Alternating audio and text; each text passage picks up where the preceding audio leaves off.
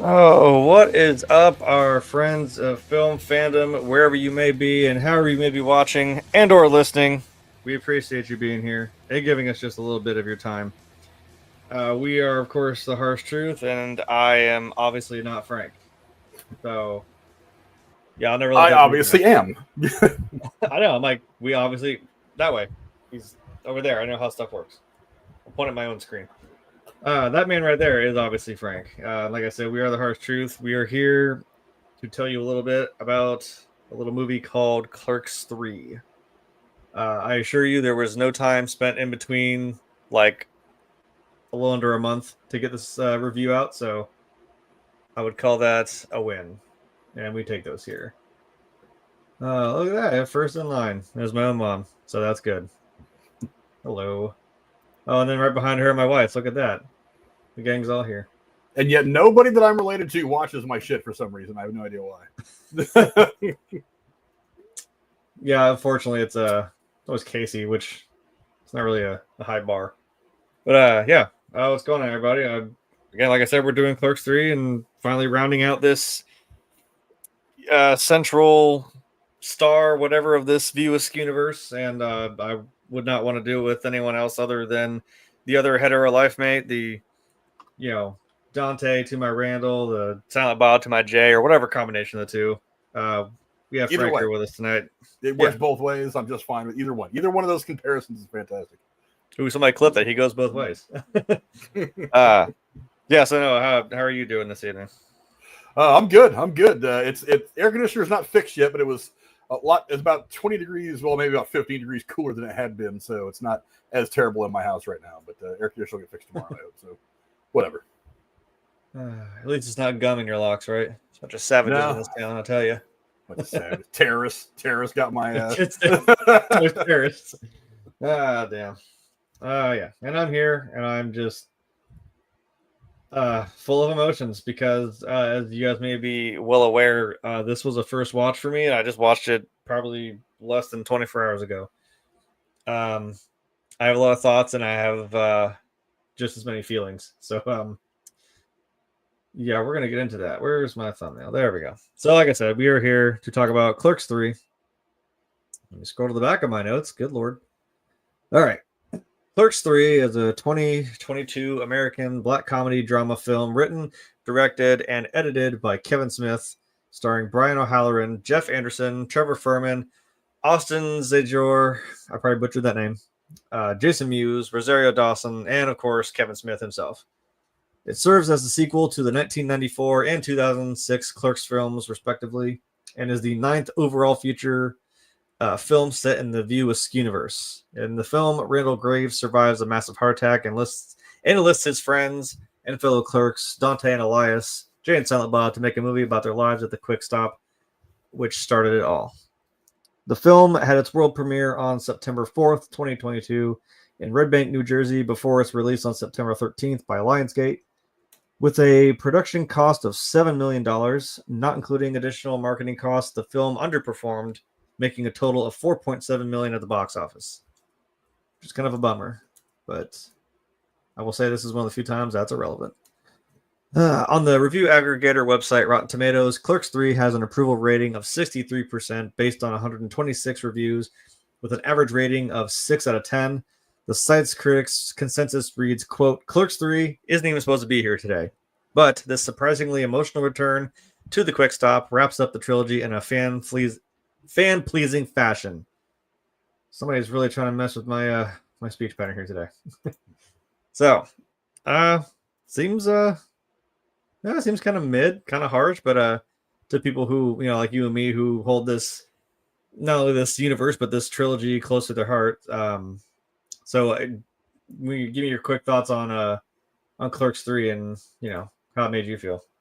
All your feels. Let me know. It hurt. This one hurt, Jack. Look, I've said I've said a few times on this channel, not very much recently, so I'll say it again now.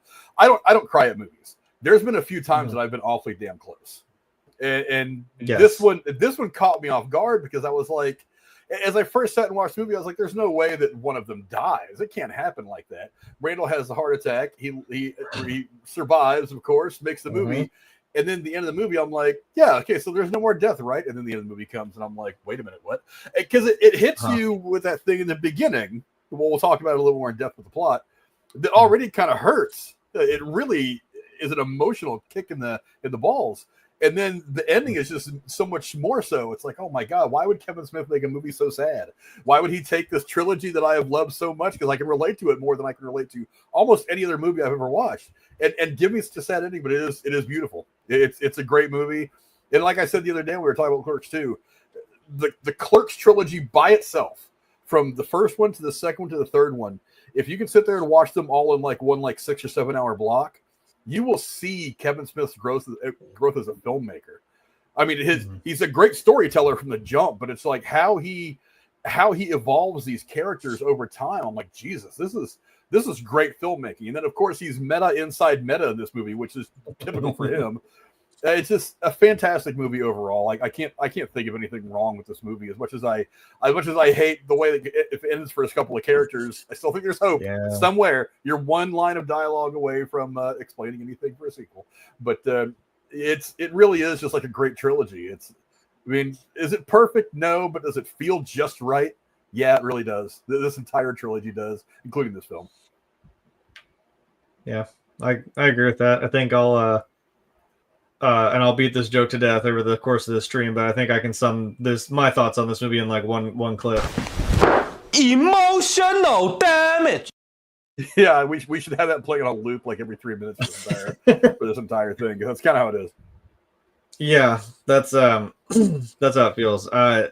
Yeah, like I mentioned earlier, mentioned in our other Clerks reviews, this was a first watch. I should have done like a little quick like unboxing joke, because I was like, oh my God, the plastic is still on this movie. I still didn't even open the plastic seal on this movie, which is crazy.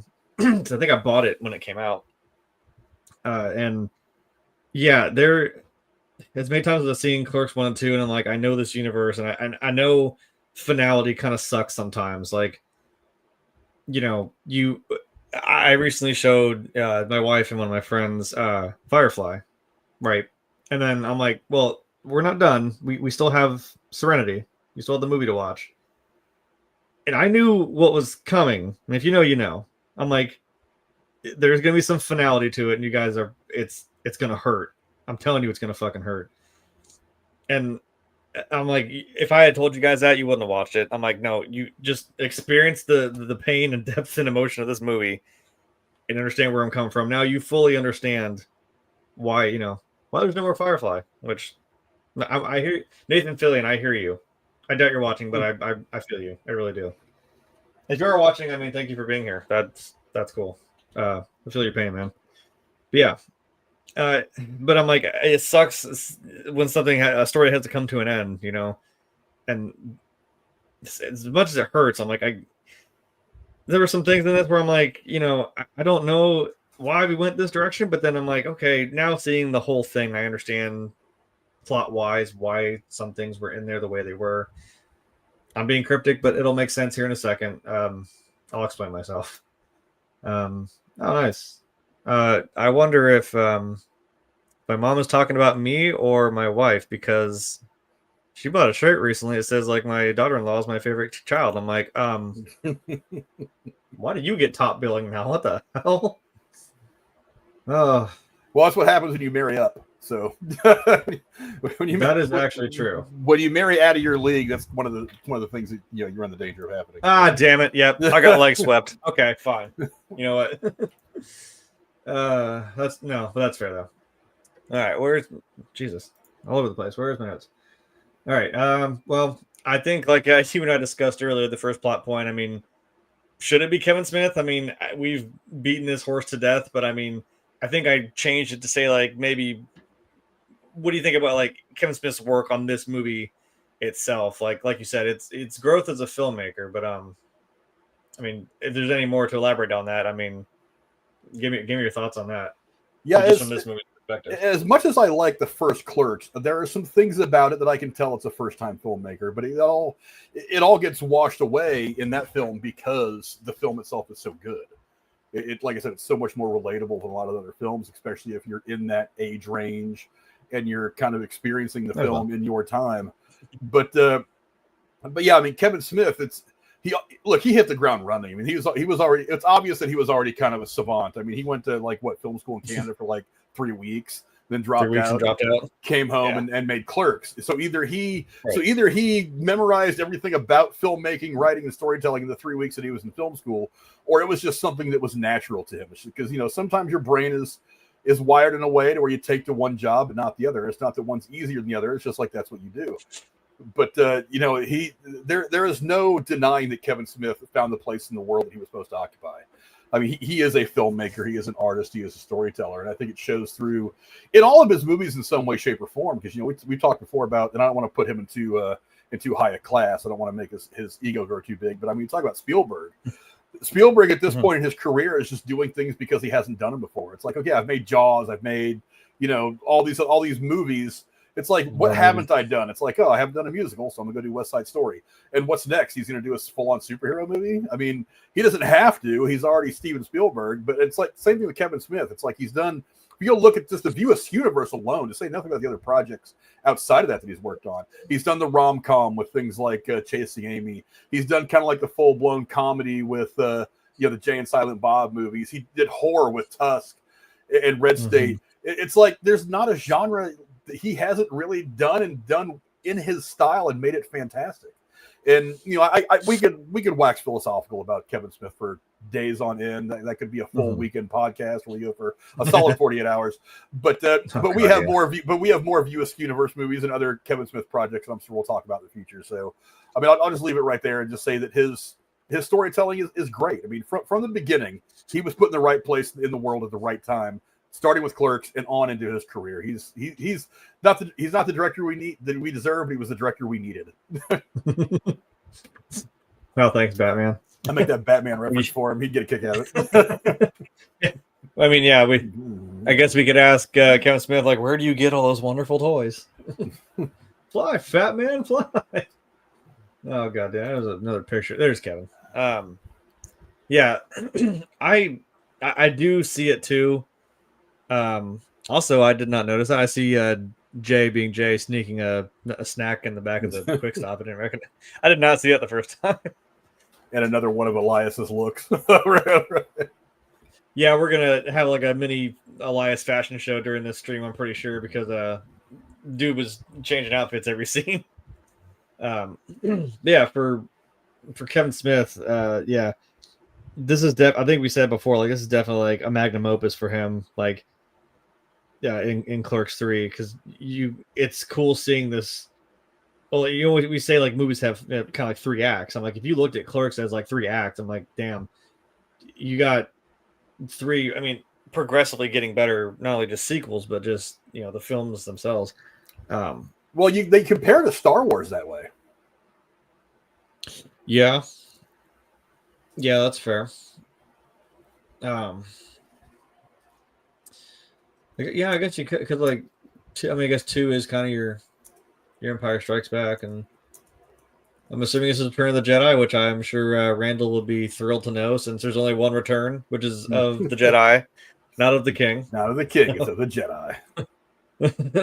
One of my favorite lines. I mean, even though I'm a fan of both, I'm like, no, that's pretty funny. And Jedi, for the longest time, I think even still, I understand that, you know, Empire is kind of the superior movie, like the Star Wars movie. I'm like, I don't know. I was always a fan of Jedi. I don't know. Vicious teddy bears aside, you know. I was always a bigger fan of Jedi. I think obviously Empire is the better movie, is the best movie, but yeah, like I've always been a big fan of Jedi. Empire is like the pinnacle, but I'm like, I have a spot for Jedi. I really do. Oh god, well, look who's here to come crap on our fucking counter. Our nice, clean, shiny Clerks counter. Oh, you're hitting him with the okay. Or is it like Happy Gilmore? Does Casey eat pieces of shit for breakfast? Let us know in the comments. What will be your perfect Sunday, as they say? Okay. And what was that? Good lord. So we get a picture of some people. So all these are definitely not mixed up. Let's do this. So let's move on to the cast. And like I said, with 2, it's like we added a couple characters. But it didn't feel like it was over bloated or that it didn't work. So, and this one was obviously just kind of a cameo fest, which I mean, is never a bad thing. And we did have some extra people that were also cameos or some familiar faces, like Ben Affleck, just because contractually, I think he just has to be there every time. We could do an entirely separate video about the cameos in this movie, especially in the audition scene. Like that would just be a whole separate. Yeah, we just kind of rapid fired a bunch of but what do you think about the cast of this movie? I mean, it's kind of like I said, mostly the main players, but a couple cameos and some quote unquote new people in the scene, but audition scene. Yeah, what do you think about the cast? It's the cast. I mean, it should have been here. I mean, obviously, you could have made this without O'Halloran and Anderson. I mean, because I know that I think Anderson had said that he was kind of iffy about even coming back for Clerks 2. That he had to be that Kevin Smith really had to work him over to get him to come back to even do that. But he seemed very willing to come back and do this one from everything I've read about it. And I mean, it is kind of the all-star cast of the Clerks trilogy. I mean, it even brings back Veronica, which is fantastic.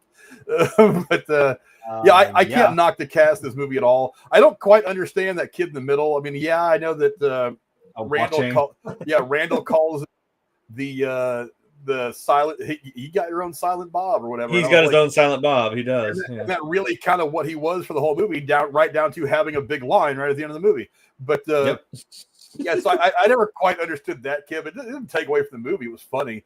Look, this whole movie is a lot of fun and a lot of emotion. But to me, the one who stands out the most, other than the main cast, Dante, Randal, J. Silent Bob, is once again it's Rosario Dawson. I mean, I remember first watching this film, and I was kind of the first few minutes of the film, I was kind of asking myself, I was like, where'd she go? And then then it kind of cut across to that quick scene of the picture on the register. And I was like, wait. And I remember pausing the movie because I bought it on Prime a long time ago to watch it. And I paused it right there, and I was like, and I read it over and over again. I'm like, there's no way that this can't be. She was the emotional cover, but she is again in this movie. In her limited Force Ghost that I've been referring to her between me and you, lovingly referred to. In her limited, it is fair. It's like I think Kevin Smith would get a kick out of me, referring to her like that. But her little Force performance is what lends the emotional weight to the movie. It's not just Randal dealing with his personal shit about I had a heart attack and I realized I haven't done anything with my life. Now I got to make this movie. It's like she's the one that once again gives it that really heavy emotional weight, and she does it with less screen time. Not even being a character, but I mean, not even being around for a good part of the movie. And you and I were talking earlier about that scene where Dante is watching it in the theater at the end of the movie, and I was like, that's. It's me and you as movie fans. I'm like, my idea of heaven could easily be sitting in a movie theater for eternity and just one after another, all these great works of cinema that I've enjoyed over my life. And that's kind of where he is. And I was like, Jesus, she is still so good. And I got to be honest, maybe it was computer shit. Maybe they made her up, but she didn't look like she aged a day. I mean, she's always beautiful. I mean, so I was like, wow, she was still the heavy emotional weight of the movie and carried it very well in the time that it needed to be. And again, that goes down to Kevin Smith's writing. When do you want to install this heavy emotional stuff? Also, it was nice to see Emma come back for just a moment, to see Jennifer Swallenbach Smith. Kevin Smith's wife. Yeah. It was. Like I said, I love how if this is going to be the last Clerks film, I love how he kind of brought the biggest players of the last two movies in and kind of gave them all a moment to be a part of the movie and to really carry a scene. And she does it in this scene, and then of course the scene towards the end of the movie. But it's the cast. There's nothing wrong with this cast. Who else could you have gotten? That's what I love about Kevin Smith is when he does these movies, especially the View Askewniverse ones. He might throw in a guy like, okay, you can get Alan Rickman, you go get Alan Rickman. But it's like, the core of it is these other people who are his friends who he came up with in the industry. And he was like, whether we make a good movie or a bad movie, we're making a fucking movie together. That's just kind of that's and because it's fun, because they all seem to anyway, from what I've read, enjoy making movies with one another. It shows in the product. It shows on screen that it is a fun thing to make this movie together. So, which in a way has kind of worked into the plot of the movie. As much as Dante and Randal fight in the most of the second and third act, That's kind of the fun part of it, is when you're fighting over this thing, and then this thing happens and it's beautiful and wonderful, and then you realize that all the fighting you did with your friends is what made this worth it. So maybe the real clerks were the friends we made along the way, or whatever the kids say now. Where's that other? There's one. Yeah, like you can't tell me she isn't still absolutely beautiful. I swear that woman has not aged. Dude, I don't know what kind of. Maybe it's just the angle and the lighting of this picture. I was watching it again last night, and I was just like, I think they de-aged her. I can't imagine that she's still that young and beautiful. I mean, because she's 50-ish. Well, it's not like she isn't one of your like celebrity crushes. Oh, absolutely. She's been beautiful, and everything I've seen her, and she's been knockout gorgeous. So, I mean, like I said, when I went to go meet Kevin Smith at that con, she was at the booth right next to Kevin Smith. I'm like, I saw her in the flesh. I'm like, no, she is actually still that gorgeous, honestly. And I'll keep this up for a quick second since he's on screen. Dante, I witnessed the guy who plays Dante coming over to Rosario Dawson's booth and giving her a big hug and a kiss on the cheek. And I was like, well, that was really nice. And he just went back to his booth. I'm like, I don't even know what the hell they said to each other, but that was really nice. So it's nice to see that they all still have this chemistry. Like you said, they're all friends, having fun making a movie. Speaking of fun and people coming back, I was like, okay, you throw Veronica at me, I don't even care. I'm sold. Like that made my heart very happy. And I'm like, oh, holy shit, it's Veronica. I'm okay with it now. That was really cool to see. It was also cool to see Justin Long with all of his appendages in order, and with no standing on 2 legs and yeah, no teeth that look like your leg bones for some reason. So yeah, he's been on the up. That's good. Man, yeah, I don't know. It's still, like I said, the same characters that we know and love from this franchise. I don't know if there's really anyone that stands out, but like, yeah, they all, like I said, to even the cameo fest. Like I said, this whole movie just kind of made me happy, and it made me sad. So, damn you, Kevin Smith, for making me feel my emotions, but damn if you didn't do a good job at it. Yeah, and I would love to have been able to see, although it unfortunately did not happen because she passed away many years ago. But Lisa Spoonhour, who played Dante's woman in the first Clerks film, unfortunately passed away from illness in the years since. I haven't noticed anything in the movie that was kind of a reference or maybe an homage to her. I'll have to watch it again. I'm sure if I asked Kevin Smith, was there something small you put in there to try to pay tribute to her, he would be able to say, yeah, we did this because of, just to have her, her presence there, just as an Easter egg. But I watched it now a couple of times and I haven't been able to find anything. I'd like to ask Kevin Smith, did you put something in there to kind of reference her? Yeah. I don't know.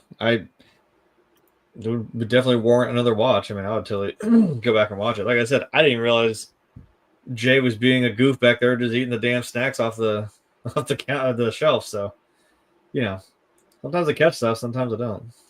All right, what's the next? Oh, plot. Okay, so yeah, now we get the super. I mean, as if following Jay and Silent Bob reboot, which is also probably one of the most meta things he's made. This movie doesn't really do anything too much different than the meta department, because holy crap, this movie came full circle. But so what do you think about the plot of this movie? Like you have part of the most Kevin Smith type movie portrayed through Randal and Dante. Is there anything about this plot you would change, or is there something, did it work?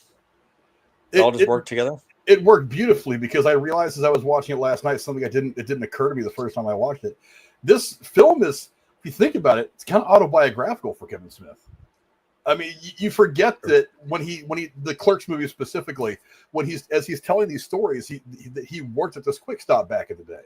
That he really is he is giving you the entire Clerks trilogy is very much, not totally, but very much autobiographical.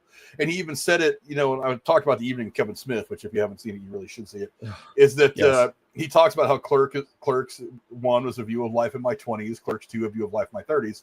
And at the time, he said, if I make a Clerks 3, it would be kind of like my view of life in my 40s as I get there, as I have those experiences.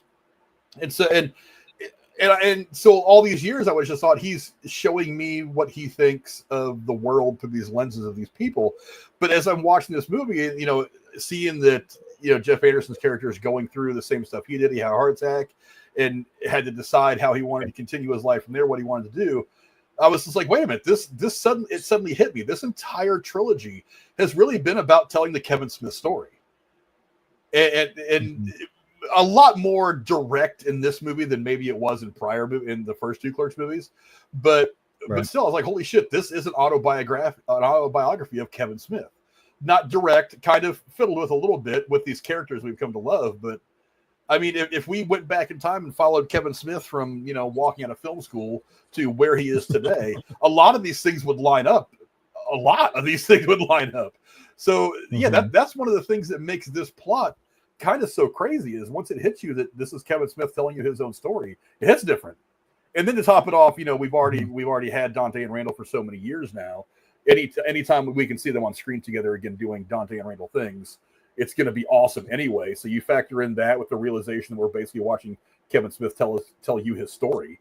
There's nothing about this movie I would have changed.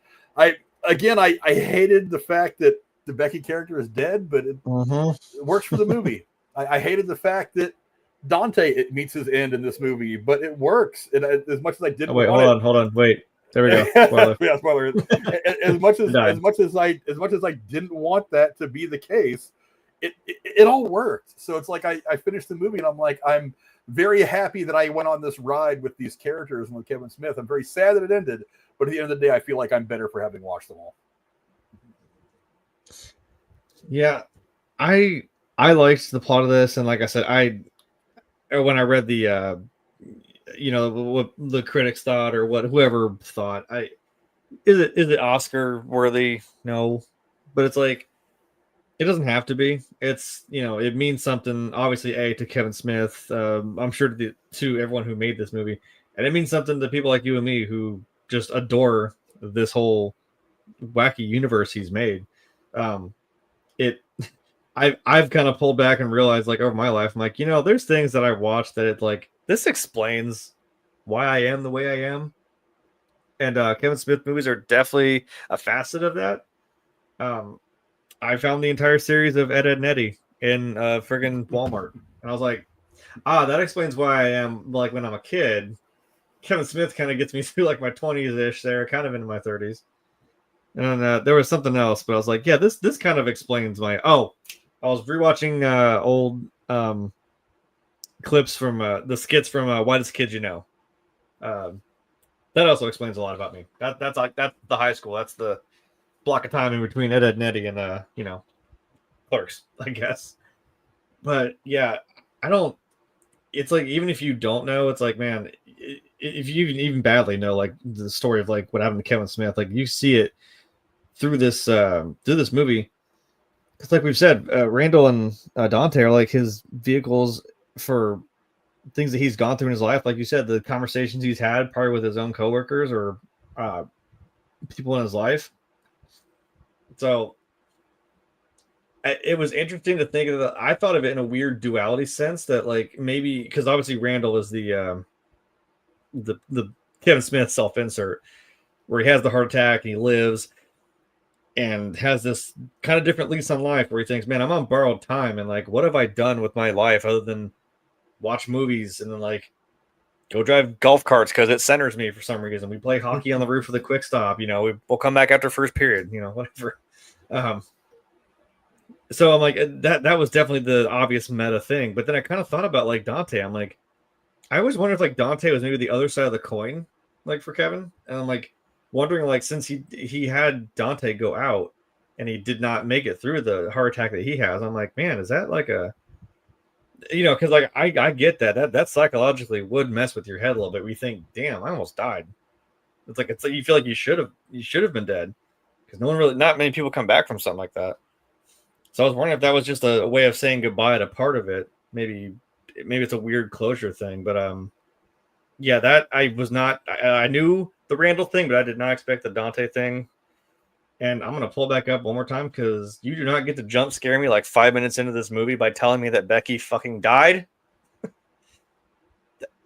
that also hurt initially, but then when I start to see Ahsoka come back here as a Force ghost and be, I know, I wondered if maybe that was part of it, because this is like 2022. She might have been in the height of like being Ahsoka, being in the Mandalorian, and just Star Wars in general. That may have been why, but I like her use as kind of like Dante's kind of like voice in his head, trying to deal with his emotions and deal with the kind of crappy hand that life dealt him, man. Like when he's in the hospital and he looks over after Randal gets taken back, he like looks over and he sees himself when Becky's wheeled into the hospital and ultimately comes to her end. It's like, damn, man, like where's the picture? God damn it. I didn't put these pictures together, so I'm gonna blame Frank for this one. Yeah, it's my fault.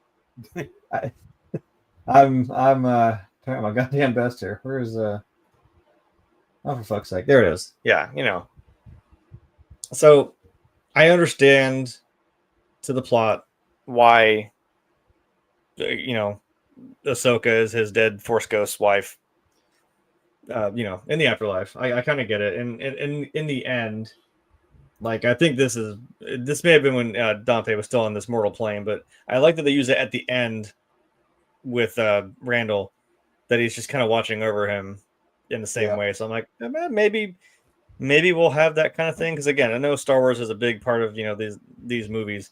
Maybe it is like the Force ghost thing. Maybe because remember, Randall's favorite movie was Return of the Jedi. Maybe this is him being Luke Skywalker, looking over and seeing the Force ghost of Obi-Wan, Yoda, and now his recently deceased father, Darth Vader, redeemed back into Anakin Skywalker. Maybe, which I think could be something that Kevin Smith plays with in the future if we get a Clerks IV. I do have that we'll get to it in a minute. I think that is plot or point number 4. I do have some thoughts about that. I am actually really surprised, though, especially when it comes to that scene where Becky is hanging out at her own grave talking to Dante. Like Kevin Smith of all people, I thought he would have taken the opportunity to make her an actual Force ghost, put like the green or the gray haze around her. She's kind of translucent. And that Dante Randal would have to have made it, but that even Dante would have been conscious enough to even say, "Hey, what are you doing here as a Force ghost?" and kind of make that reference. But I don't know, maybe it would have been that one moment of levity and humor in that scene, which we're getting a lot of emotion out of Dante. Yeah, because where's because like this, when they're in the part of trying to film all the stuff that happened at movies, like Dante just stopped in his tracks and he can't bring himself to go back to the movies restaurant, kind of where everything, I guess, for him, even though he felt like he was going to start a life with Kevin Smith's wife, you know what I mean? You get married, go to Florida, inherit a car wash or whatever the hell he was going to do. And it's like, we said, like, she's right in front of you. Like, that is who you should be with, even though she says she's not the romantic one, that's kind of where he finally probably felt like, hey man, this is finally something good in my life, something that I'd actually want. I think somewhere in the movie, didn't he say like, you were the one, like, or I don't want to do this without you. I was like, God damn, dude. Like, yeah. This movie kicked Dante in the fucking balls, and I was just like, Jesus. Yeah, that poor guy can't get the break. That is something about this movie that was really weird. It's like nothing really goes. I mean, Dante's had a roller coaster ride over the course of this trilogy, anyway. But usually it's usually just about having the love, being in the middle of the love triangle, and having to decide which girl to be with when you're in he was in his 20s in the first movie.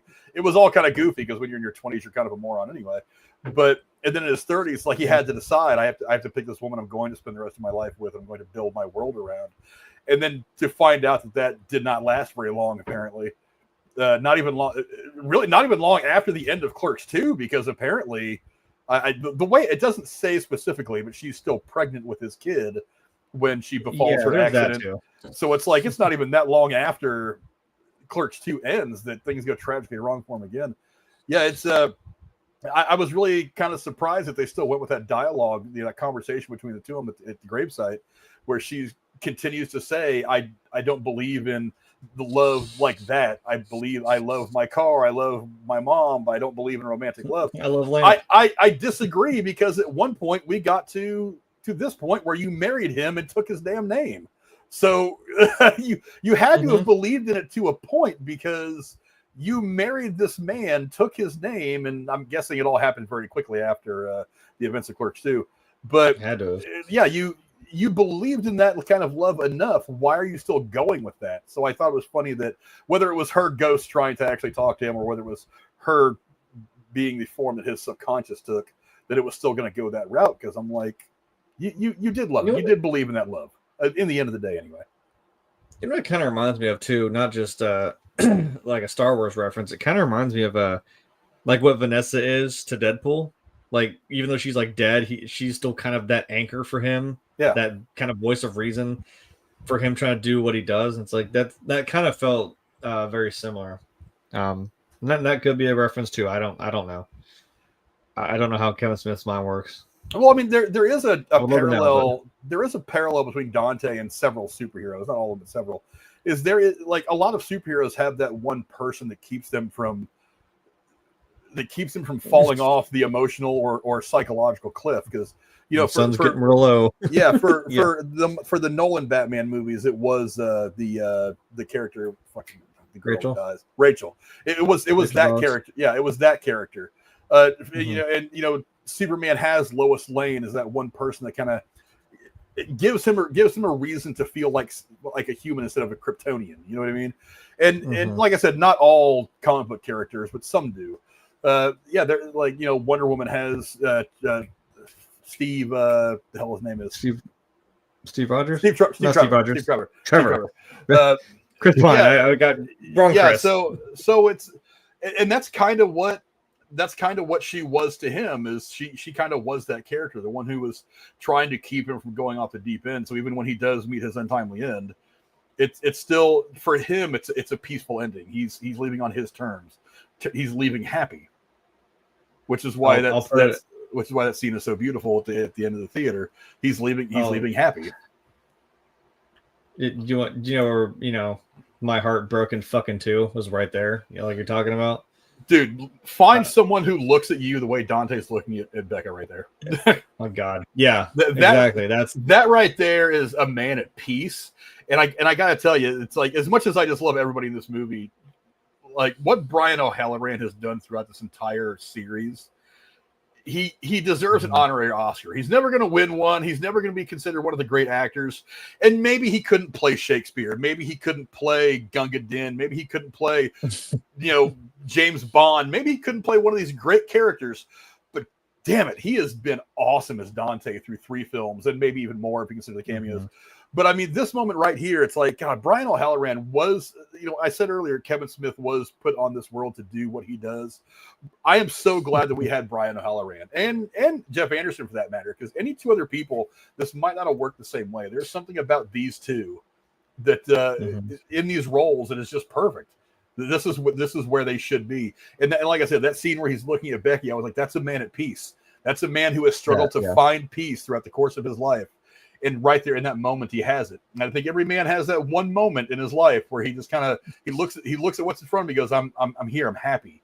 And it may not last for more than a moment, but every man in his life has that one moment, and that's Dante's right there. Yeah, I mean, because to go from they're filming part of the movie, this right here, like I said, when he just goes off the rails on Randal. Because it's like, you get it. The whole Randall's tied up in this whole trying to make this movie thing because he's had a near-death experience, and like, I mean, he lets him have it right there. Dante does. Like, oh, I'm sorry, have I not mentioned a million goddamn times that I had a heart attack and I almost died? And then like he lays it out for me. He's like, man, I found my woman. I was gonna have a kid with this woman, and like then when he hits you with that, like, and then one drunk driver later, it's all fucking gone. I'm like, Jesus. And I mean, I think did he just pull him out of the freezer at that point? Like he was just plastered drunk and he was in the freezer trying to pep talk. I'm like, dude, you need to get your shit together because we're filming this thing today, you know. And they're doing the classic from the first movie where they're sitting on the cooler or whatever, having that little talk. Yeah, having that little talk back and forth. Good old salsa shark. Salsa shark and shitter get out the pot, as you used to say. Yeah, man. And then and you don't almost hit me with the reference where he's like, and you know what? I'm not even supposed to be here, and he just drops dead. I'm like, excuse me? Yeah, not letting him finish the line. That made that whole moment like a lot harder. You know what he's gonna say. It's the line, and then he just drops dead. And I was like, no. I was kind of with Randall, and I know there is that dark humor. I was like Elias or somebody just goes like, oh my god, like and scene, like good job, holy shit, that was a way to sell that. Randall's like, wait a minute, buddy, you can't be done. Like, hey, Jesus, man. And then this started me up, I think, on my emotional damage. Because it's like now finally Randall did realize that, you know, the reason he called Emma, Kevin Smith's wife, you know, to get the money to put up his half of the quick stop as collateral to film or to fund Randall's movie. And Randall didn't even know that he was so tied up in his own ass that he didn't realize it. And it sucks that he kind of realizes it too late. Like as Dante's being wheeled into the hospital, it's like, dude, I didn't know. I didn't know that's what happened. That's what you did for me, you know, to make this happen. I'm sorry I've been such an ass to you. And he goes home and recuts the movie and shows it to him. And I love the full circle. I think we were talking about this before. I love the full circle that like the movie he shows him is just Clerks 1, and that's what they filmed. And you even get like redone scenes of like him and Veronica in the video store when he was telling about the ex-girlfriend or his girlfriend and telling him about her. But then you get the play of the greatest hits of like stuff from 2, and then the movie ultimately is just the original Clerks movie, and then it transitions to that of him feeling like he's in a theater to himself watching this movie about his life, and his best friend telling him like, man, you're my hero. And that's the line I chose. Why I said like, he's like, dude, you're the main character in my Star Wars. And I'm like, Jesus fucking Christ.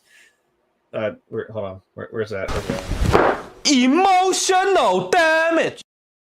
Yeah, pretty much. Yeah, and then like I said, for Becky to be there finally to join him, and then when they walk off together out of the theater, she's like, "Hey, like, let's get out of here." I'm like, stop, please stop what you're doing right now, Kevin. Cease and desist. And then like and you of course get the ending of Randall, and you get the whole eulogy and funeral for Dante.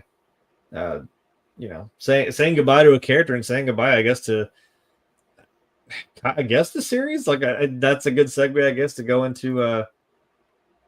Is there possibly more for the View Askewniverse? Maybe not necessarily Clerks, but I mean, is there something else? I mean, what would you want to see if you had Kevin Smith's brain for a day? What would you scribble down on some paper?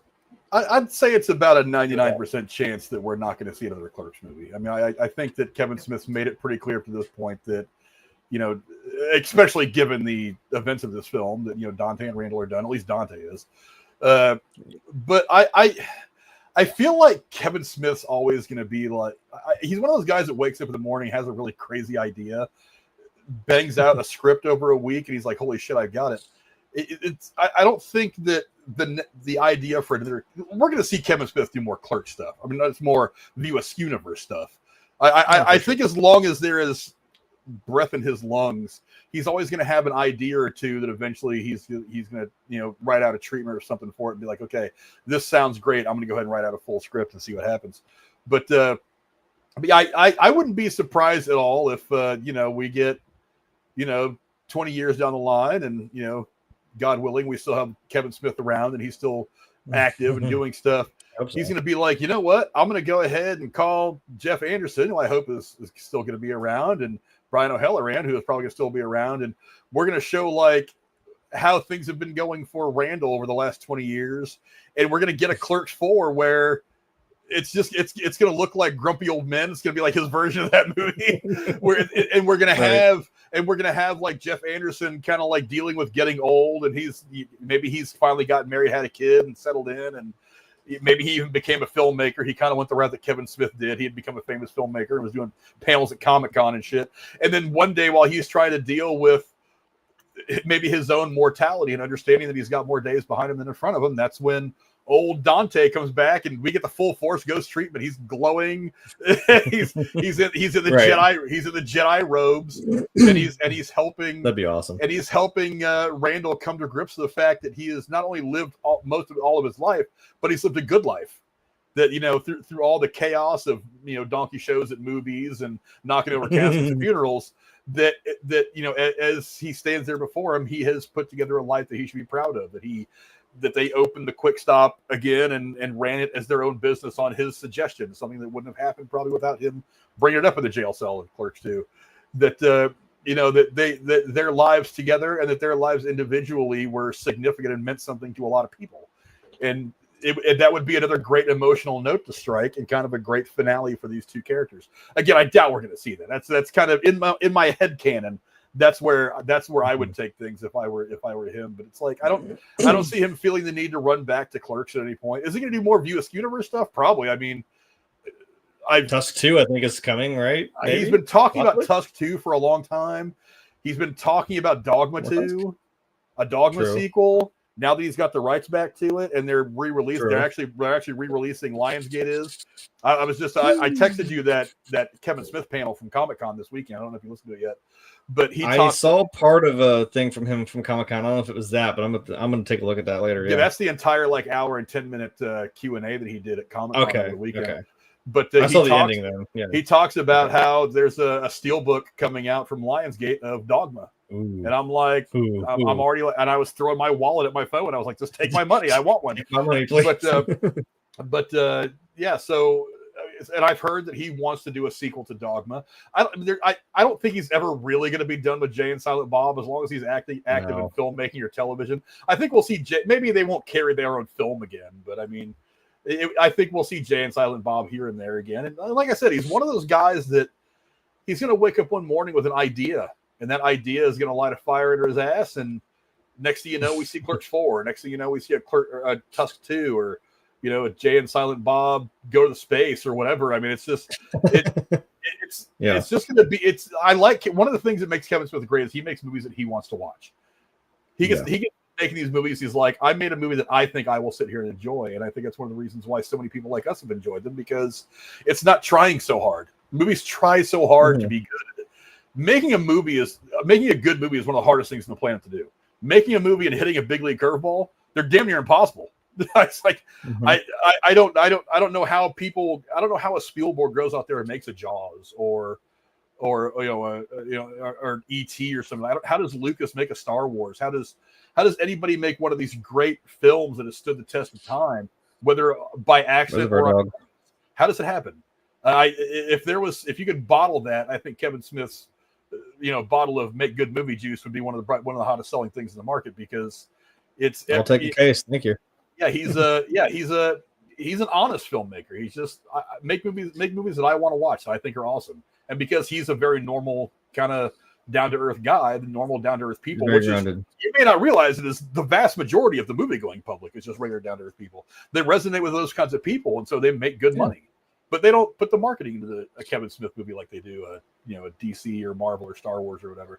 But I don't know. There's lots of potential. Kevin Smith obviously isn't done as a filmmaker, but as far as Clerks are concerned, I think it would take a spoonful of Miracle somewhere, mixed in with holy water and the healing hand of Alanis Morissette God. To make Clerks 4 happen. But I mean, like I said, Kevin Smith, one of these days he'll get an idea and he'll go with it, and maybe it'll work.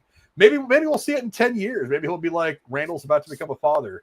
And he goes to see Dante to try to say, hey, how am I going to do this without you? You were the only one I've ever known that I could try to get any advice from how to do this. And that's how he comes back, kind of like the way Becky does in this movie. Yeah, he goes to his grave and he sees Dante. Yeah. There's lots of ideas, lots of things that I would do. Whether Kevin Smith is going to think those ideas suck or not is all to him. But like I said, it's going to be a spontaneous thing. He's because I know that he had been wanting to do Clerks 3 for a while, and I think he had written he had written a script. There was several years ago. He had written a couple different variations though that he wasn't like. It just didn't really. It wasn't grabbing at him.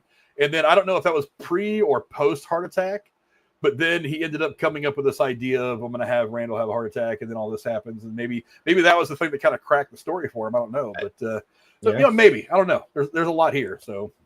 It's a weird sign from Alanis Morissette, I guess. There's your story right there, man. That's real life shit. So, Alanis Morissette, please be with us. You know what? I like the kind of finale to this is like you bring back all the people that had a hand in this. I think even like the original, the guy with the fucking eggs. You get the guy with the Chuli's gum, which was hilarious because it was still I don't know if it's God. There's a thing at the Quick Stop. Like there's one of the little advertisements on the fucking parking post of Chuli's gum. I saw that and I already started laughing. I was like, God damn it, that's still there. That's still a thing. That's hilarious. I don't know, because like I said, when you have you went through NFT of Buddy Christ on your grave, which is definitely a statement. It's like this is kind of what it felt like. It's like we're saying goodbye not only to this character but to kind of this storyline of Clerks. So I don't know. There's ways that I'm sure that may emulate this picture here where Kevin Smith just gets a fucking bright idea. That may be biblically accurate as to what happens, but hey, it's kind of how Tusk happened. He was like, I found this dopey ass like story that sounds like a 70s horror movie. He's like, fuck it, I'm gonna make it. And we have fun with it. So I don't know. You could do some Force Ghost stuff. I don't know if did you. It's probably in the trivia somewhere, but did you listen to the end credits of Kevin Smith talking? No, I did not actually. There's in the credits after I don't know about what point. I think I may have in the trivia. The whole rest to the end of the credits is just a monologue from Kevin Smith talking about something he was going to tweak for the ending, but ultimately didn't end up doing. So I'm like, maybe that's a kernel of something, kind of like what you just said, that he could go for a route he could go down. But is that on director commentary or is that something that's just in the movie? I think it's just in the movie. Like the songs were playing, and I thought like, I don't know if he's going to do this to us. So I kind of skipped ahead through the credits. I'm like, there could be an end credit scene. There could be, I don't know. Like I said, like a Dante hand pop out of the grave, and now we got Clerks zombies. I don't know. And then I stopped it right at the end. I heard Kevin Smith like going on a monologue. I was like, whoa, back up. And I was like, damn, where does it start? Because I mean, I've noticed. I'm like, Rachel's even noticed. I'm like, do you ever notice like the speech pattern of how Kevin Smith talks is how the fuck I talk all the time? I mean, I'm using my hands too. I'm like, it's very weird. I have the same weird speech pattern as him. But yeah, I'd say listen to the credits. Kevin Smith talks about something he was going to change for the ending, which was kind of cool. And the DVD I had, I don't know if you have the same one. It opened up with Kevin Smith doing a little monologue about like saying like, I appreciate you guys buying the movie. Like he's like, buy physical media, kid. Seriously, buy. He's like, because streaming goes down. What are you gonna do? You can't watch the movie. He's like, so I appreciate you doing. He's like, fuck it, buy a second copy. You can't have too many. Of Clerks 3. Well, I actually bought it on Amazon. I have 1 and 2 on DVD, but I don't have the third one. I'll have to go get the third one on DVD now. Yeah, because I'm like, I got that. I popped in immediately the first thing before you even get to the menu. Because I was excited. I'm like, I want to see what the menu is. And it just opens up with Kevin Smith doing a little opening dialogue about it. And I was like, okay, I'm already in my feels, and this is really cool. By the way, the menu is this shot, actually. Playing to oh god, what's the fucking song called? My own worst enemy by Lit. Yeah. So I'm like, okay, I haven't even hit play yet, and I'm already sold. Yeah. No. This movie, Clerks 3. Yeah. The DVD menu. Yeah, because I know the movie itself opens up to Black Parade by My Chemical. Oh no, yeah. The DVD menu, like I said, is this shot of them to that song, which makes sense. And then, of course, you know me, I'm as we do say sometimes, I need to get a picture of because I'm sure I'll find one. I'm kind of in the Elias camp, maybe not that extreme, but I was like, as soon as I heard that first note of that piano, I was like, no, you can't hit me with that already, Kevin. You can't hit me with the Black Parade right off the fucking rip, dude. Oh, that was so good. It was so good. What? That's the hello. That's the page. I don't want that. What is? Oh man, I guess that's kind of it. Future of View Askewniverse was what I left on. I don't know. We could do some weird Jedi stuff, Force Ghost stuff. Maybe what he said in that monologue. And actually, before we go to the trivia, I'm gonna do the little tribute. I'm gonna turn around. So now we're officially. Can't find the thing. It's dark in here. There we go. Hope everybody can see me blurring out my background, but there we go. I assure you, we are in mourning. If you can't see the sign. I did both signs. I'll kill the marker trying to make that work, but that's all right. Yeah, worth it. So worth it. That's we can now resume playing the Black Parade because man, and like even this image kind of hits hard. You're like, oh, damn it! Like it's the inverse of the sign. It's like I've just buried Dante, and you get Kevin Smith has keep hitting me right in the heart. It's like stop hitting. Emotional damage. It's like stop hitting me, Kevin Smith. I'm dead already. Okay, come on. So much mileage out of that. Oh yeah. Jesus Christ, man! Is this is that when you run? No, that's the puppet show. I don't want that. Hold on. Just after that scene, like Randal running back to the quick stop and just kind of almost collapsing up against the door. I'm like, that's how I felt. That's how I felt, man. Jesus, this shit was emotional. All right, let me scroll down to my trivia. I've got some stuff to talk about. Okay, let me get situated. I definitely know what I'm doing. Let's use. Oh no, I don't get sad again. Hold on. Let's think about happier times when he was alive. This movie uses the actual Quick Stop grocery location from the very first Clerks film from '94 in Leonardo, New Jersey. God, that's hard to say. Which is now run by the son of the original owner. Unlike the first film, which could only be shot at night, hence why the shutters were jammed with gum in the locks, the store was closed for 2 weeks to allow for scenes to be shot during the day. Previously, the Quick Stop location in Jay and Silent Bob Reboot was a facade built in New Orleans, which had a bigger parking lot and different surroundings. I mean, work with what you got. I love because I love things like that you have a workaround for. Why is it dark? Oh, because you can only film at night. What do we do? Gum in the locks. God damn it, you're a genius. Let's do it. You know what I mean? Great. You have your workaround, but great directors do. You have your good workarounds. It also. Go ahead. It also something it occurs to me is when movies like this is we tend to overlook a lot how a place can be a character in a movie. Oh, the Quick Stop is absolutely a character. I mean, we drive around the area that we live and we see places like these almost quite literally on every corner. But it's like, but this sign right here is iconic. And you know, we see, like I said, these are all over the place, but this one Quickie Mart, this one Quick Stop, this one bodega, this one corner store, whatever you call it, this one thing is like the center of the View Askewniverse world.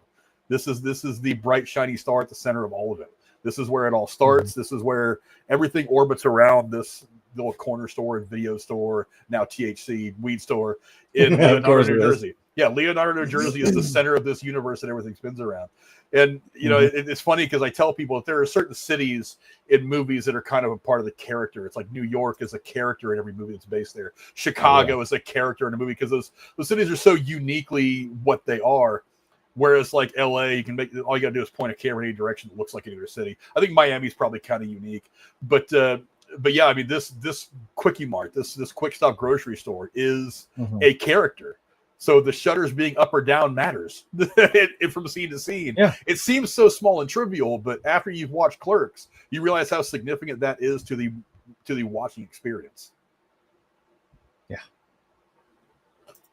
Let's go Kevin Smith. This is a quick and easy one. The filming for this movie began on Kevin Smith's 51st birthday. So what better way to spend your birthday, man? Doing doing Clerks 3. Then getting back to the beginning, back where it all started. Because what was he, 20? It's about 30 years. I think it was 22. Because the video that I sent you earlier, I think he mentions that he was 22 when he filmed the first Clerks. Oh, Jesus. Yeah. So it's like exactly with that amazing like slicked back mullet you had, sir. Amazing. Yeah. So exactly 30 years later to be back in this spot again with these characters in this one little point in the world. One little dot on the map. It's cool. Yeah, that's insane. I love that. Let's do Randall doing director things, because that's what we're talking about. At around 51 minutes of the movie, Randall says that he sees his filmmaking efforts like an early Richard Linklater. Director Kevin Smith has said that Richard Linklater's early film Slacker from 1990 was inspiration for him to make Clerks. Makes sense to me. Yeah, Richard Linklater, God, what a great filmmaker. It's so funny. It's so dumb. The first thing I think of when I hear Richard Linklater is I think of The School of Rock, because he made that movie, and I don't know why that's what sticks out of my head. But another movie that came out right after the movie he did after Slackers was Dazed and Confused, which to me is one of the greatest coming of age movies ever made. It's a fantastic movie, and I think it's interesting that both Linklater and Kevin Smith got their starts in that early to mid 90s independent filmmaker boom that happened. Oh yeah. So those were the guys that were the younger generation of filmmakers that were inspired by the 5 years that was the grunge movement, where everything seemed to be changing radically. And so the comparison to Linklater is actually really cool. Oh yeah. Also, I get to pocket that one for our 80s versus 90s fight, so I will gladly take Dazed and Confused. All right. Oh, nice. Let's get these two goobers on screen. I think we were kind of talking about this earlier. In the original film, Dante and Randall were both 22 years of age. In this film, they're creeping up on 50. Time is kind of crazy, isn't it? Like I wasn't gonna make fun of you, but I'm like, this one's Frank's movie. He's in his Clerks 3 era. We talked about me in my Clerks 2 era. So. Yeah, I'm just hoping that I last a little bit longer than Dante. But yeah, it's you weird get into a verbal fight. I don't want to see you fucking collapse over on me. Don't do that. Yeah, well, I'm on blood pressure medication, so I should be okay. But don't eat too much movies. Yeah, my cholesterol's good. I just had a checkup a while back. But okay. It really is interesting because I reviewed a movie forever ago that we'll have to re-review soon called Parenthood with directed by Ron Howard with Steve Martin. And one of the great things about that movie that I've always found awesome, it makes watching this movie every couple of years so much better, is I watched that movie now from the perspective of like 4 different characters in that movie. Because like when it first came out, it was late 80s, early 90s, right around 1990, even 89, something like that. The movie comes out. I was kind of watching it from the view of the kid, the younger Steve Martin's son in the movie. And then as I got a little bit older, I was watching it from the perspective of his younger fuck-up brother when I was in my, like mid-20s. I kind of saw it from that perspective, so I saw the movie differently. I was okay. Then I get older and I have kids, and I'm starting to see it from Steve Martin's perspective, from the Gil character's perspective. And and now I'm like, now I'm getting to the point. I don't have grandkids yet, but it's like I'm getting to the point where 20 years from now, I'll be watching that movie, and I'll be watching it from Jason Robards' perspective as the older guy, the father of all these people. So that really is a movie that generationally you can watch 5 different ways, and it'll hit you 5 different ways. And that's one of the things I've always thought was so. And I don't know if he intentionally did this or what, but that's one of the reasons why it's always been my personal favorite. Maybe not his best, but my personal favorite Ron Howard movie is because that's the way that movie is structured is just so damn good. Yeah, maybe in another 10 years when I go back and watch Clerks 3 again or something, it's going to hit me different. Still going to get upset, but it's still something might have happened in that time that might make me feel some sort of way. Tell you what. Okay, blah, blah, blah, blah. Oh, is there a picture of? I'm assuming there is. Let's get her. There we go. Hello. Dr. Leidenheim, played by Amy Sedaris, I can't talk today, was named after Dr. Mark Leidenheim, the real-life doctor that saved director Kevin Smith's life when he had his near-fatal heart attack. Makes love sense. The little nods. We love the little nods. Yeah, if you're gonna pay homage to anybody, it's the guy that kept you from dying. Gonna catch you alive, man. Because the guy who made sure you were in that 20%. Yeah. Yeah, no kidding. I still remember that. I remember that post of him in the hospital. He just takes that selfie of hooked up to tubes and all kinds of shit. That wide-eyed look on his face, and I was like, "What the fuck happened?" I read the whole, and I was like, "Jesus, man!" I was like, "I'm so glad you're still here with us, still bullshitting," as he says. Go out and bullshit in life a little bit, as he says. Because, Jesus, man, you scare the shit out of me. Let's do that. I didn't use this one yet. This is a funny picture. Thank you for that. You want to be in a movie? It's a great picture. I want that poster. That'd be a banger of a poster to have. I can get a Sharpie and I could try my best, but I don't know, man. I'd love to have one of those. Around an hour and 4 minutes into the movie, Randal's idea to have Dante die in the third act of his movie is taken from an original ending to Clerks, where the quick stop store is robbed and Dante is shot and left for dead. When the film began to make the rounds in the independent film scene, Kevin Smith was suggested to take the dark ending out and end it with Randal simply telling Dante, "Hey, we're closed for the day." Again, I love the nods to stuff that's like meta, but original. Like, I love the guy comes up with a gun and Dante just comes in the frame. He's like, "What the hell's this?" He's like, "Oh, I added a scene where you get shot and you die." He's like, "Why would you kill me in the third act of the movie?" Now knowing what I know, I'm like, "Oh, damn. Oh, no." It does have the alternate ending on my DVD, now that I think about it. Now that I look at my DVD, there's an alternate ending on there. I've never, honestly, it's been so long since I've messed with the menu of any DVD. It just didn't occur to me to look at it. I'm going to put that in tomorrow and go through it and try to check out that ending, because I'm curious as to whether he actually killed him or just, because you say left for dead.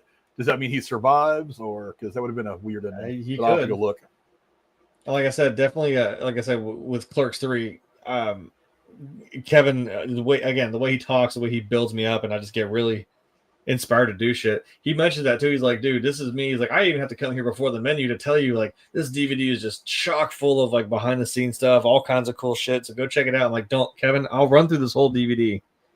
I will do it." Like, there are only so many movies I do that with, but I'll go back and I'll start running through this thing and seeing all the every bit of behind the scenes I can possibly get. What else we got? Ooh, good. More references to stuff. We like seeing references. Around the 1 hour and a half mark, Kevin Smith's daughter, Harley Quinn Smith, plays Millie, who plays Millie in Clerks 3 and also Jane Silent Bob Reboot, is the girl who's going through all the milks at the end of the film as the camera pans out. Kevin Smith's mother, Grace Smith, played the woman at the end of Clerks and Clerks 2, who sat on the ground going through all the milks as the camera pans out to end the film. She's over here doing grandma's work, looking for that milk in the back that's going to expire in a decade. Yeah, and Kevin Smith's mom is one of the people that actually auditioned this as well. Wasn't she one of the people in the audition? Yeah, I noticed that. Yeah, that's like a whole separate video. I mean, there's like between Ben Affleck and the guys from the fucking Impractical Jokers and Dontel Rollins, comedian, Sarah Michelle Gellar. There's that alone is kind of like its own cool video that we could have fun just kind of breaking it down and listening it out. But yeah, I do think that was one of the reasons I went ahead and grabbed that. So I think it's a beautiful ending scene for this whole thing. I mean, because I think we were both going for it, but it's because I love the idea of Dante overlooking everything and the idea of the visual, the feeling of Kevin Smith's real life daughter kind of taking the place of his mother.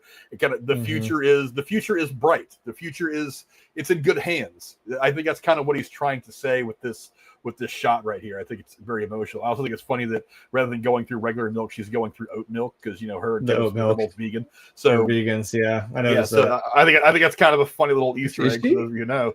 But I do think there's a particular beauty in this scene that I think Kevin Smith designed into it. That is really awesome. Also, is she wearing a Quick Stop jersey? Is she working there now? I think I see a Quick Stop logo on her shirt. Her shirt. Doesn't she also wear that in a couple other movies? I think she wore it in Jay and Silent Bob the Reboot. I haven't watched the movie for a while, so I have to remember. I've seen her in that jersey in at least one other movie, and I can't remember what it is. I mean, because I'm like, I know there's Yoga Hosers and Tusk, where she's the other convenience store person. So I don't know. That's also probably a meta joke that she's a clerk in other movies. I don't know. Yeah, but that's a cool shot. I do like that. I wondered too because I'm like that's the same.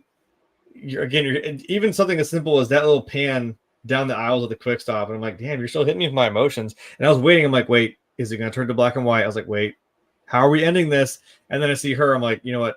I'm fine with that. I'm cool with that. It doesn't have to do anything else. Doesn't have to go to black and white or do anything, artsy. Because I love some of the things that I know where the like Kevin Smith taking meta jabs at himself, where he's like, oh, I thought you were just gonna die. He's like, what about a sequel? He's like, a sequel? What am I, a hack? And you see Kevin Smith go like, I'm like, oh god, like, oh, it's black and white because it's he's like, oh, the color in here sucks. I'm a filmmaker, motherfucker, and I'm telling you, this place is awful. It looks better in black and white. Maybe it's because of how bland consumerism is. I'm like, oh, that was Silent Bob's line. Okay. Interesting. Him going off on Jamie. One of his better ones too, by the way, because you're like, holy Smith, you're actually being Kevin Smith on camera right now. It's wild. Pretty much. He's even trying to do a fucking Kevin Smith, Silent Bob's original line of like, there's a million fine-looking ladies in the world, dude, but they don't all bring you lasagna at work. And he's like, God damn, you stupid fuck! I'll do it myself. just get out of the frame, dude. I'm like, right. I love that. What else we got? Oh, yes. So this is what... Come on, Arrow.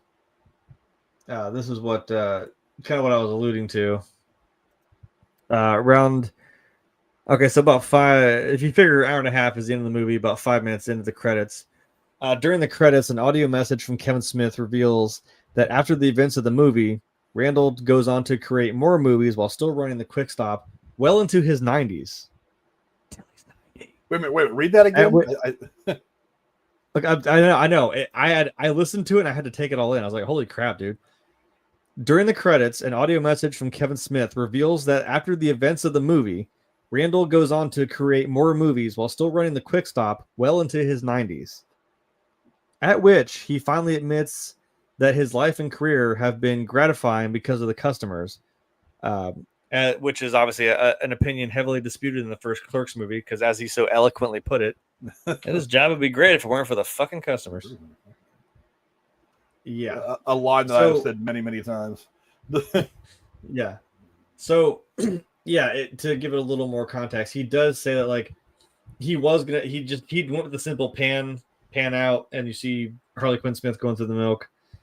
But he said he almost thought about doing like a, I don't remember what kind of movie that is, where it's like, oh, Elias went on to be the leader of the Satanic Church of Christ, and then Randal went on to do this. This guy died of infancy in Colorado. He was like, he was going to pan out and have explain that Randal kept making movies into his 90s, and he's had this whole career, this whole thing build up to like now he's at like an award show getting something from him, and like someone asked Randal the question, like, what it all meant or something. And he said, yeah, because he's like, it just would have been great. Again, his answer was, this job would have been great if it weren't for the fucking customers.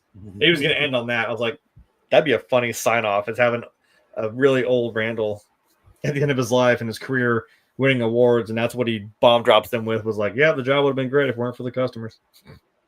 So that's what I'm saying. Like, you could play around with, like, he continues to make movies while still running the quick stop and still drop that funny line. I'm like, there's a kernel of an idea there, I think, but will he go with it? I don't know.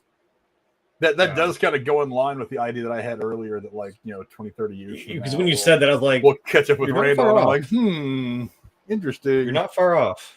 Yeah. Oh, and that being the end of the credits, that's also the end of the trivia. Imagine that. Aww. So, I know. Rest in peace. Sorry. Rest in peace, Clerks. So, now that we've also beaten this movie to death, do you have any extra final thoughts to add to this movie? I'm not going to say is it worth a watch because I already know the answer. But what's your final thoughts? I'm gonna try to set like a Saturday aside in the near future to just start with one and go right through. I just kind of because I like to do that with trilogies when I have a chance. It's like one of the reasons I don't watch Band of Brothers very often is because if I sit down Saturday morning and hit play on episode 1, I will sit there and watch that entire series. You won't stop. Yeah, I can't take my eye off that series. And this is right behind it. I'd love to be able to sit here and just watch all 3 of these and experience them as one gigantic mosaic from first scene of Clerks to the last scene of Clerks 3. I think that would be a really cool thing to do. I mean, it's look, is this the greatest trilogy ever made? No. I mean, look, Kevin Smith has always known that he's never really going to be an Oscar-worthy director. He's not going to make Oscar bait movies. He's just going to make movies that he loves because he's an auteur. He's an artist. He's a filmmaker who makes films that people want to see, not that are going to sell. I mean, what's his biggest grossing movie? I don't even know. I don't know. Kevin Smith. Of all of his movies? Jesus, I don't know. Biggest grossing film. I would still want to say it's either Clerks 1 or 2. Like, those are... Kevin Smith's biggest grossing film is Cop Out, which is disappointing, which grossed $55 million at the box office. The film features Bruce Willis and Tracy Morgan as part of his... Oh, it is part of the View Askewniverse franchise. Huh. Oh. Okay. Interesting. I did not know that was actually part of the View Askewniverse franchise. But ever expanding. Let me that was the View Askewniverse.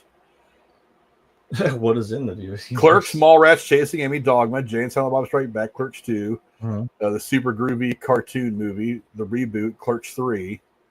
That's one thing that's gotten listed. Yeah, like that I think would be the View Askewniverse. I don't know if... Well, like I said, because I'm like, well, does technically Tusk do it? Because I'm like, well, there's Harley Quinn. She's there. It's also Yoga Hosers, Red State. I don't know. They're kind of like View Askewniverse adjacent. Well, he is.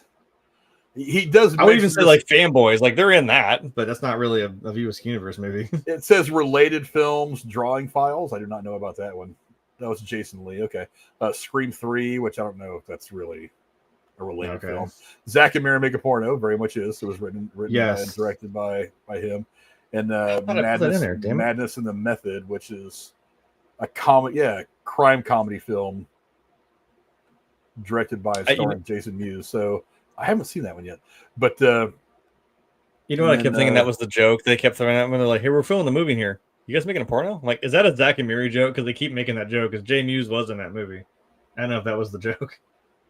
It also does say on here something he mentions in that video that I sent to you earlier. He is currently still apparently working on an idea for Twilight of the Mallrats. So, okay. I guess from what he had said, and the thing that I had sent you earlier, he says in there that he was actually trying to get that done, and then Shannon Doherty, who he was friends with from 90210 fame, who was in Mallrats, passed away suddenly, and he kind of. After she passed away, he kind of like backed off because he was like, me and her were friends. She always liked Mallrats, the experience of making the film, and we had stayed friends for years. So with her gone, it didn't feel right to move forward with it. He goes, but now I kind of want to do it in her honor, not just in her honor, but because there's ideas. A lot of people I think would dig it. So maybe we'll see Twilight of the Mallrats here at some point in the next 3 or 4 years. But whatever. And maybe old Dude will see the sailboat finally. I don't know. Maybe hopefully. Ethan Suplee, he's like, it's kind of he was in the audition scene. Yeah. I was like, did you finally see the sailboat? Man, see the sailboat. All I want to know is that he finally see the boat. But yeah, I mean, it's maybe you have to have a certain sense of humor to like Kevin Smith movies, because there is some crude humor, but it's like if you get through that, there's messaging in these films that is kind of timeless. And if you can get through some of the dick and fart jokes, you're gonna be deeply touched by some of the things that these characters experience. So yeah, I mean, just put your bullshit aside. If you're one of those people, it's like, I only watch Oscar movies. I only watch movies made by. I only watch Daniel Day-Lewis whenever he makes a film. I only watch the newest films of Paul Thomas Anderson. Get the fuck out of here. Turn your stupid bullshit off and stop being an elitist and go watch Kevin Smith movies, because he's a tremendous story. This is the kind of fun you need to be having, and you're missing out when you're not watching a Kevin Smith movie. Come on, get high, blind dance to the fucking movies, there you go. and smoke the fucking the Hulk of all Hooters, and hang out, do some dancing out behind the local burger joint. That's living life, man. That's the kind of life everybody should be living. Everybody needs at least one night where they can live that life. So it'll open you up. But since I didn't use this, maybe don't take your dick out in the middle of the hospital either. Yeah, because that happened in this movie. You can pray all you want, just don't pull your pants down. It's a little awkward. But it's a little weird. Yeah, go find your quick stop and have some fun there. But yeah, it's a fantastic movie. Everything Kevin Smith does, I mean, it's subtle gold. Not everybody gets it, but I think it's because they're not supposed to. One of my favorite things that people say, this movie isn't made for you. Yeah, it's made for me. Yeah. I'm one of these people. I had this discussion with somebody recently where I'm like, now that I think about it, I'm like, this kind of movie like encapsulates how I am. It's like, yeah, I mean, this. You've played Cards Against Humanity with me. You understand this. I have a very dark sense of humor, and I do say, and I emulate some messed up shit. But I won that round. I want that to be known. I won that round with some really messed up cards. But however, I'm like, but it's like it can be. I can be like meaningful and silly and shit like that. And I think where my problem was I'm like, maybe sometimes it comes off the wrong way. Maybe people who don't know me, where it's like if that's all you see outward of me is I'm just a walking Kevin Smith movie. You're like, oh, this guy wouldn't take something seriously. Like, oh, my cat died yesterday. I mean, I might make a joke, make you feel better, but it's like I'd be like, oh shit, like I'm sorry. Like I can be genuine and be serious. And it is a weird balance to strike. And I mean, Kevin Smith does that beautifully. So thank you for weirdly making me as a person in a series of movies, because shit that I quote all the time from this movies and dumb things that happen, but it's also like it's some of the heavy stuff too. And that's what this movie was. It was a way to round it out, like I keep saying, and I think it was a nice little send off. I wouldn't want him to make a Clerks 4.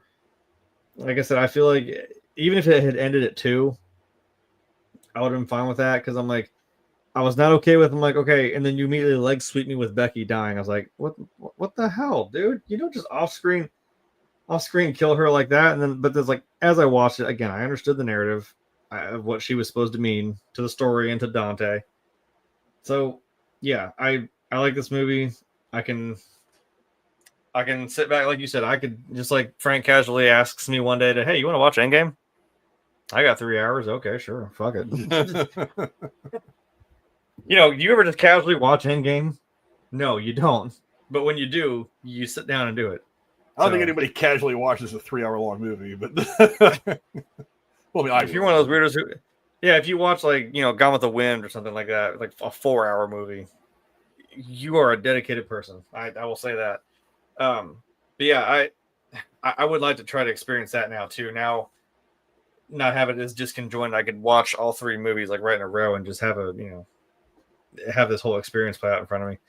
So, yeah, good job, Kevin Smith. You are gut punching my emotions while I'm on the ground. So, thank you for that.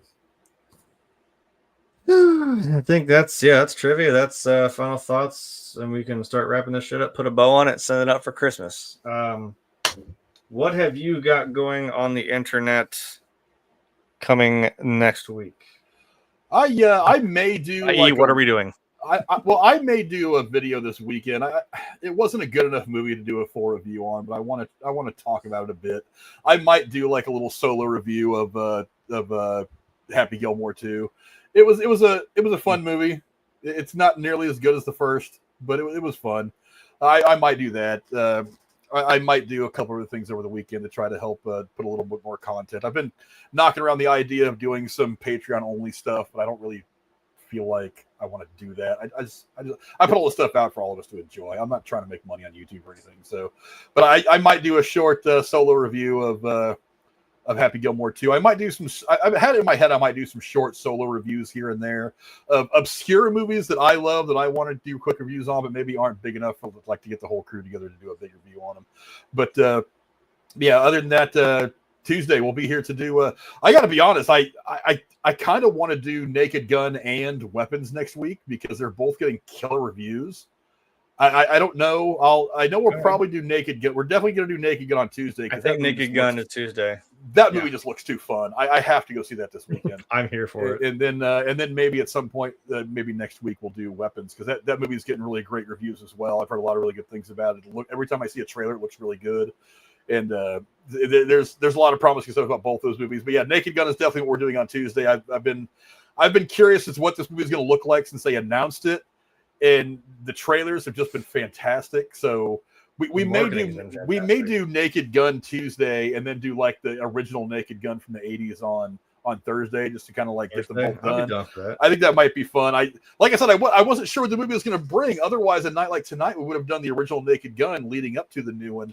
But we were wanting to get the Clerks movies done and everything. So I just kind of obfuscated that. But I think we may end up doing just the new Naked Gun on Tuesday, and then maybe the one from 88 or 87, whenever it came out on Thursday, just so we can say, because they're both, I'm sure they're both gonna be hilarious movies. So yeah, so I know for sure the new Naked Gun on Tuesday, and then Thursday I'll figure that out between now and Tuesday. So yeah, what he said, that was me basically asking him, what are we doing? I guess what I can do in light of that, I've been saying this for the last 3 Clerks movies reviews now, and I did not realize this little bastard was sitting behind me the whole time. But to show you all that I am not crazy, I do in fact have the little movie statue that I was talking about still in his little plastic wrapped whatever the hell, and it's a little coin bank. I don't know when this happened, how it happened, or why. I mean, I even checked the bottom. It's from Jay and Silent Bob Strike Back. It is from Spodco, so I'm like, this is a legit thing that I just found in like my friend's little mom and pop shop, that he runs. If that isn't the most Clerks thing ever, I'm like, I have to have this little guy. Like, I'm like, should I take him out? Should I leave him in there? I don't know, but he is just chilling in there. So maybe he'll go in my background somewhere. But I do have the movie statue now that it's all culminated into the third act of us doing the third movie of this series. So it's there. So yeah, with that, I guess we're gonna go get our Liam Neeson on Tuesday. So yeah, if you guys are interested in that, like I said, watch the originals, watch the reboot, sequel, whatever. There's a picture of Leslie Nielsen on the wall. I don't know. What does that mean? What does it all mean? Anyway, what's the guy's name? I need you to play me out. Play me out, Frank. That'll be the joke. Play me out. I'll have to get that clip. Actually, I think it'll be fun. Play it again, Sam, or whatever she says. Yeah. Play me out, Johnny. Play me out, Johnny. Play me out, Johnny. All right, there we go. So yes, we will see you guys on Tuesday talking about our Naked Guns, or whatever that means. We'll see you guys then. You guys have a fantastic evening. Adios. Goodbye. And don't forget, up on the post, the community page, I'm putting movie trivia now. Engage in the movie trivia. Make yourself movie smarter. Nothing wrong with a little movie trivia. We do it every week. Twice a week, actually. It's good for your health, I think. All the time. That's what I hear. Be smarter about movies. Enjoy movies. It makes you watch movies more. See? So I'm helping out Hollywood here. They should pay me for this shit. That's what this is all about. We say watch movies new, watch movies old. I'm telling you. All right, let's get out of here. Goodbye, everybody. Adios.